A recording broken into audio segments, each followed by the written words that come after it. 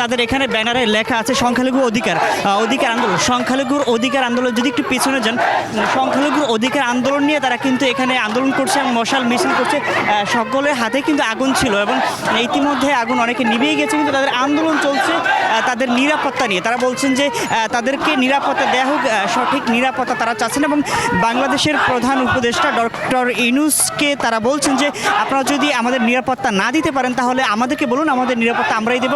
অনেকক্ষণ ধরেই অর্থাৎ দীর্ঘক্ষণ ধরেই কিন্তু তারা আন্দোলন করছেন এবং তারা বলছেন যে তাদের যে অধিকার রয়েছে সেই অধিকার তারা চাচ্ছেন এবং তাদের উপরে যে হামলা এবং হামলার যে সঠিক বিচার চাচ্ছেন এবং হামলার বিচার চেয়ে কিন্তু তারা এখানে আন্দোলন করতেছে এবং অনেকক্ষণ ধরেই কিন্তু তারা আন্দোলন করছেন এবং এই আন্দোলনটা দীর্ঘ কয়েক ঘন্টা ধরে চলছিল এবং তারা আসলে যেটা জানাচ্ছেন যে আসলে এখানে তাদের মোটামুটি করে তাদের যেই এক দফা দাবি সেটা হচ্ছে তাদের নিরাপত্তা।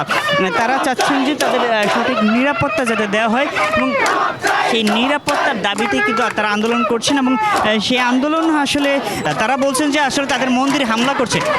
আপনারা কেন আন্দোলন করছেন? আমরা মূলত 8 দফা আদায়ের জন্য আন্দোলন করতেছি। 8 দফা কি কি? 8 দফা কি কি? 8 দফা অনেকগুলো এখন বলা হচ্ছে, সম্ভব হচ্ছে না। এক দফা বলেন, যে কোনো একটা দফা বলেন। আমাদের সংখ্যালঘুদের উপর হামলা হচ্ছে অকারণে।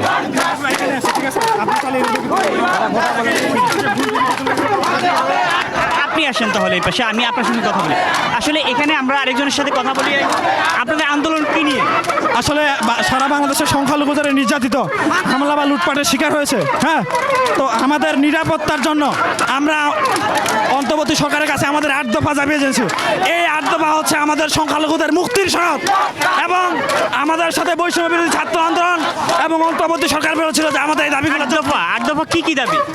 আমাদের প্রথম দফার মধ্যে হচ্ছে যে সংখ্যালঘু যে দ্রুত বিচার ট্রাইব্যুনাল গঠন করে যেসব পরিবার নির্যাতিত বা লুটপাটের শিকার হয়েছে তাদের সন্ত্রাসীদের বিচার করতে হবে, সেই সাথে ক্ষতিগ্রস্ত পরিবারের বিচারের ব্যবস্থা করতে হবে।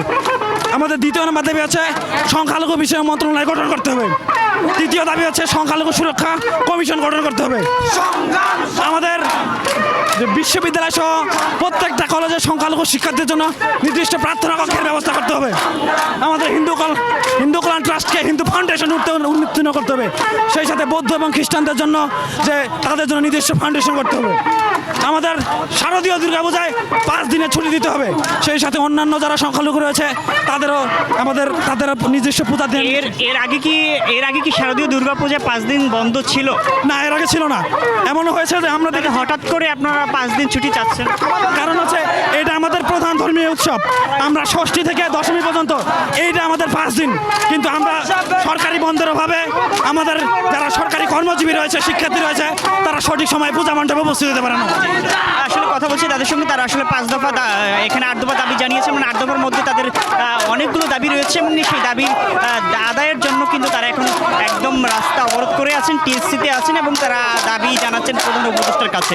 আসলে এই ছিল সর্বশেষ টিএসসি থেকে তকিক খান, নিউজ 9 ঢাকা।